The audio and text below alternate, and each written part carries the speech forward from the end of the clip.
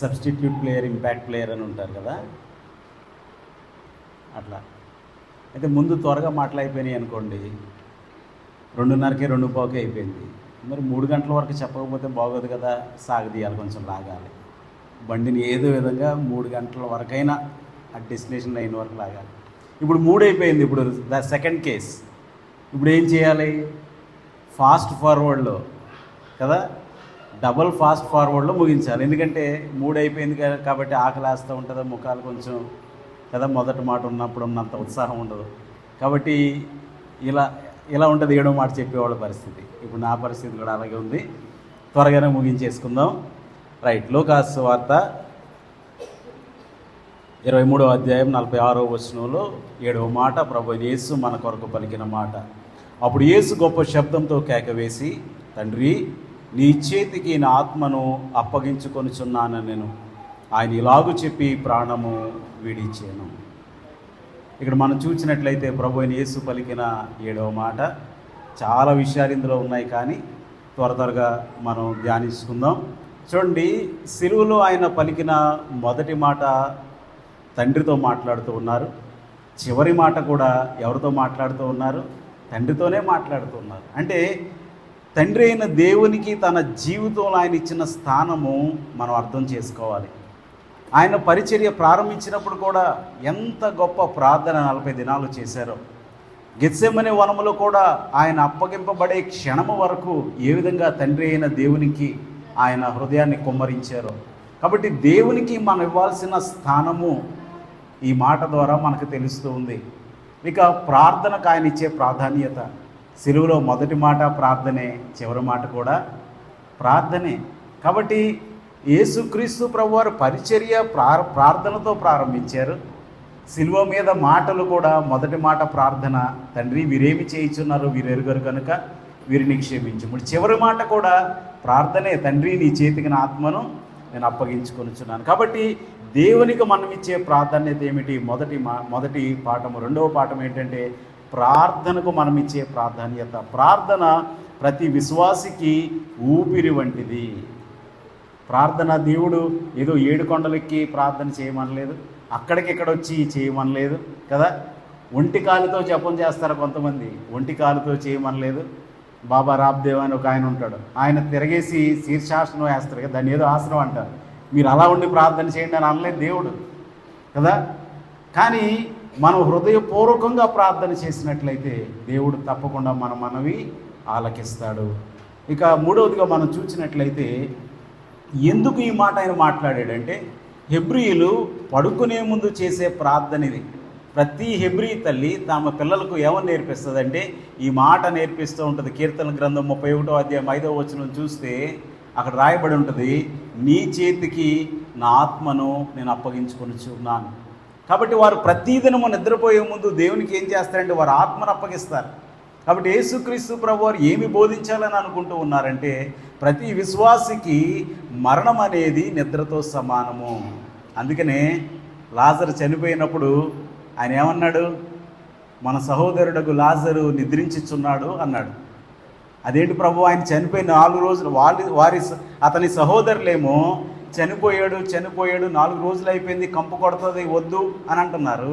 ప్రభు అయిన యేసు ఏమో నిద్రిస్తున్నాడు అన్నారు. అందుకనే ప్రభువు నందు మృతి నందు మృతులు ధన్యులు అని రాయబడింది, ప్రభువు నందు నిద్రించిన వారు ధన్యులు అని రాయబడింది కదా. అందుకనే వాక్యాన్ని చాలా లోతుగా మనం గమనించినట్లయితే తన ప్రియులు నిద్రించుచుండగా ఆయన వారికి ఇచ్చుచున్నాడు. ఆయన నిద్రిస్తుంటే ఏమిస్తాడు? నిత్య జీవం ఇస్తాడు. అందుకనే మనం క్రీస్తు యేసునందు విశ్వాసం ఉంచినట్లయితే మనము మరణములో విడిచిపెట్టబలము. మరణమునకు మన మీద అధికారం లేదు. ఇప్పుడు లేవు, కానీ చాలా కాలం క్రితం ఎన్వలప్స్ వచ్చేవి. ఆ ఎన్వలప్స్ మీద ఇన్లాండ్ కవర్స్ అని కూడా ఉండేవి కదండి. ఆ ఇన్లాండ్ కవర్స్ 50 పైసా అనుకుంటా. దాని మీద ప్రభుత్వం యొక్క ముద్ర ఉంటుంది. ఇప్పుడు దాంట్లో మీరు మంచి రాయండి, చెడు రాయండి, తిడుతూ రాయండి, పొగుడుతూ రాయండి, ఏమి రాసినా దాని మీద ఏ అడ్రస్కి రాశారో ఆ అడ్రస్కి తీసుకెళ్లాల్సిన బాధ్యత ఎవరిది? పోస్టల్ డిపార్ట్మెంట్ వారిది. కదా. చిన్నప్పటి నుంచి నేను కూడా మా స్కూల్ నుంచి వస్తుంటే మధ్యలో కొన్ని గుడిసెలు ఉండేవి, పాపం వారు అంత ఎడ్యుకేటెడ్ కాదు. ఒక్కొక్కసారి ఆపి ఆ ఉత్తరంలో ఏం రాసిందో చదువు బాబు అనేవారు. అలాగా మనం ఎవరో ఇప్పుడైతే ఇన్లాండ్ కవర్స్ ఉన్నాయో లేదో నాకైతే తెలియదు, కానీ దాని మీద మనం ఏ అడ్రస్ రాసినా దానికి చేర్చాల్సిన బాధ్యత ప్రభుత్వానికి ఉంది, ఎందుకంటే దాని మీద రాజముద్ర ఉంది. అదేవిధంగా ప్రభు అయిన యేసు చేత నీవు నేను ముద్రింపబడితే మన డెస్టినేషన్ పరలోకమే. హల్లెలూయా, హల్లెలూయా. కాబట్టి క్రీస్తు ఆత్మచేత మనం నింపబడితే, దేవుని రక్తం చేత మనం ముద్రింపబడితే మరణమునకు మన మీద అధికారం లేదు. కాబట్టి ఆ ఇన్లాండ్ కవర్లో మీరు మంచి మాటలే రాయండి, మీరు తిడుతూ రాయండి, మీరు ఏమి రాసినా ఆ డెస్టినేషన్కి వెళ్తుంది అడ్రస్ రాస్తే. కాబట్టి మనం కూడా దేవుని ఆత్మచేత మనం ముద్రింపబడాలి. అందుకనే రోమాపత్రిక 8వ అధ్యాయం 11వ వచనంలో రాయబడి ఉంది, క్రీస్తు యేసుని లేపిన వాని ఆత్మ మీలో నివసించిన ఎడల చావునకు లోనైన మీ ఆత్మలను కూడా దేవుడు పునరుద్ధానము చెందిస్తాడు, మరణంలో నుండి తిరిగి లేపుతాడు అని రాయబడింది. ఒకసారి పశ్చిమ గోదావరి జిల్లాలో పేరుపాలెం అని ఒక గ్రామం ఉంది. ఆ గ్రామం ఏంటంటే అది అంటే సముద్రానికి తీర ప్రాంతం.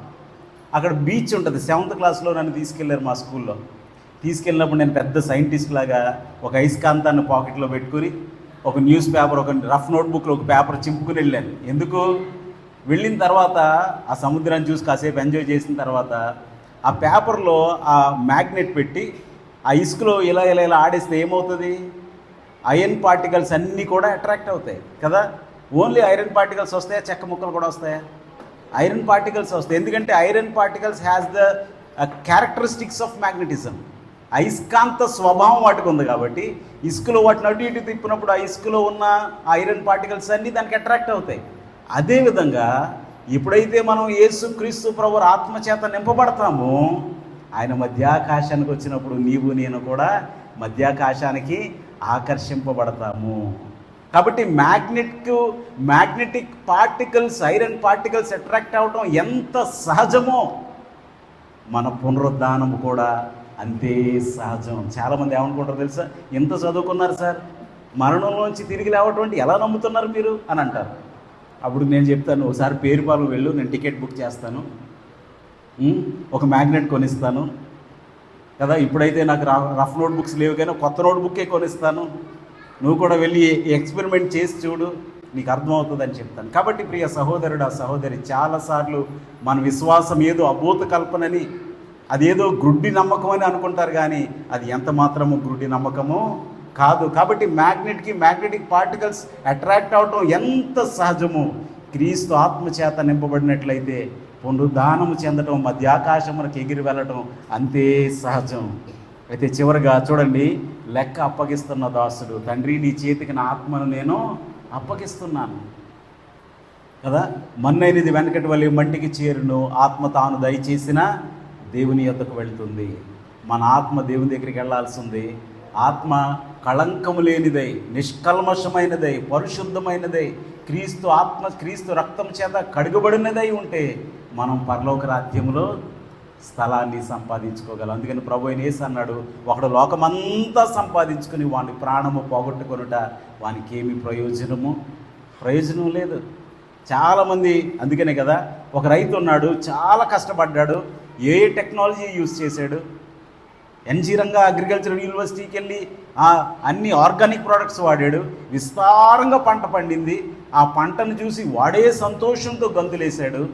ఆ రాత్రి వాడు అనుకుంటున్నాడు, నా ప్రాణమా తినుము తాగుము సుఖించుము. ప్రభు ఏమన్నాడో తెలుసా? లోకమంతా బెస్ట్ ఫార్మర్ అవార్డు ఇచ్చింది. ఎంతో అద్భుతంగా నువ్వు పంట పండించావు, ఇన్ని బస్తాలు 1 ఎకరానికి పండించవచ్చని మేము ఎక్కడ వినలేదు, చూడలేదు, చరిత్రలో చదవలేదు అన్నారు. ఇంత జ్ఞానం గలవాడు నువ్వు అన్నారు. కానీ ప్రభు ఏమన్నాడంటే, ఓరి వెర్రివాడా. కాబట్టి మనం లోకమంతా సంపాదించుకుని దేవుని విడిచిపెట్టేస్తే, ఇస్కరియోతు యోధ కూడా ఎంత క్లోజ్గా వచ్చాడండి, ఎంత క్లోజ్గా వచ్చాడు. ఇంజనీరింగ్ చదువుతున్న టైంలో ఒక్కొక్కసారి ఏమయ్యేదంటే, కొంతమంది ఫ్రెండ్స్ ఉండేవారు. మేమైతే పేపర్ ఎలా ఉన్నా కానీ మ్యాక్సిమం అందులోంచి ఎన్ని మార్కులు మనం స్కోర్ చేయగలం అన్ని మార్కులు స్కోర్ చేయడానికి ట్రై చేసేవాళ్ళం.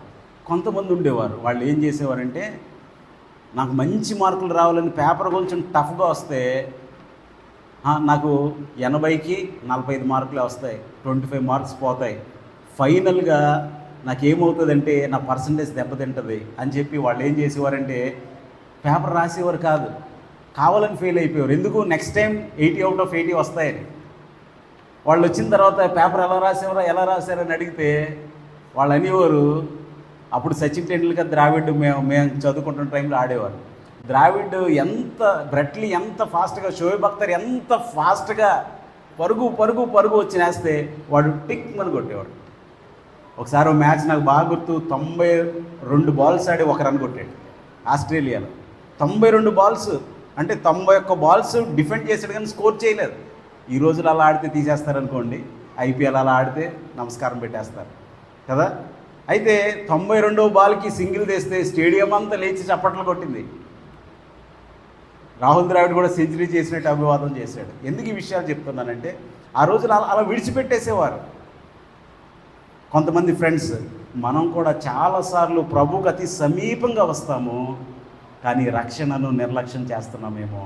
అన్నీ తెలుసుంటాయి కానీ భక్తిని నిర్లక్ష్యం చేస్తున్నామేమో. కాబట్టి ప్రియ సహోదరుడా, సహోదరి, యేసుక్రీస్తు ప్రభువారు లెక్క అప్పగిస్తున్న ఒక సేవకునిగా ఆయన ఆత్మను అప్పగిస్తున్నాడు. కొంతమంది అంటారు, కొంతమంది ముస్లిం సోదరులు ఇది చూపించి ఏమంటారంటే, యేసు ప్రభుకి ఏముంది గొప్పతనం, ఒక సేవకుడిగా అప్పగించాడు, సేవకుడే మనుషుడే అని అంటారు. చూడండి, మన లైఫ్లో ఏదైనా కానీ సబ్జెక్టివ్. ఇప్పుడు 3 అవుతుందా, నా వాచ్లో నేను ఎదురుగా పెట్టుకుంటాను. చిన్న ముళ్ళు 3 దగ్గరికి వచ్చిందనుకోండి, మనం ఏమంటాం, 3 గంటలు అయ్యింది అంటాం కదా. అదే పెద్ద ముళ్ళు ఆ క్లాక్లో 3 దగ్గరికి వచ్చిందనుకోండి, మనం ఏమంటాం, 3 అయింది అంటామా? ఏమంటాం, 15 నిమిషాలు అయ్యింది అంటాం, అవునా? కాబట్టి యేసుక్రీస్తు ప్రభువారు కూడా రక్షణ ప్రణాళికను నెరవేర్చడానికి మానవ స్వరూపంలో ఈ లోకానికి వచ్చాడు. కాబట్టి ఒక దాసునిగా అప్పగిస్తున్నాడు. ఆయన అప్పగించేది వేరు, మనం అప్పగించేది వేరు. గంటల ముళ్ళు 3 దగ్గరికి వెళ్తే 3 అయిందంటాం, అదే 3 దగ్గరికి పెద్ద ముళ్ళు వెళ్తే 15 అయిందంటాం, 15 నిమిషాలు, పావు గంట అయిందంటాం కదా. కాబట్టి మనము కూడా మన ఆత్మను దేవునికి అప్పగించాలి. ఈరోజు ప్రియ సహోదరుడా, సహోదరి, నీ ఆత్మ నిష్కళంకంగా ఉందా? నీవు యేసు రక్తం చేత కడగబడ్డావా? ఆయన మధ్యాకాశానికి వస్తే ఎగిరి వెళ్ళిపోయి ఆత్మీయ స్థితి నీలో ఉందా? ఇన్ని మాటలు విన్న తర్వాత ఇంకా మనం పాపంలో నిలిచి ఉన్నట్లయితే చాలా కష్టమే. కాబట్టి మనం జ్ఞాపకం చేసుకుందాం, ప్రభు అయిన యేసు నీ కొరకు నా కొరకు చేసిన త్యాగాన్ని జ్ఞాపకం చేసుకుందాం, ఆయన ప్రేమను అర్థం చేసుకుందాం, దానికి తగినట్లుగా జీవిద్దాం. దేవుడు మనలందరినీ దీవించి ఆశీర్వదించునుగాక. ఆమేన్, ఆమేన్.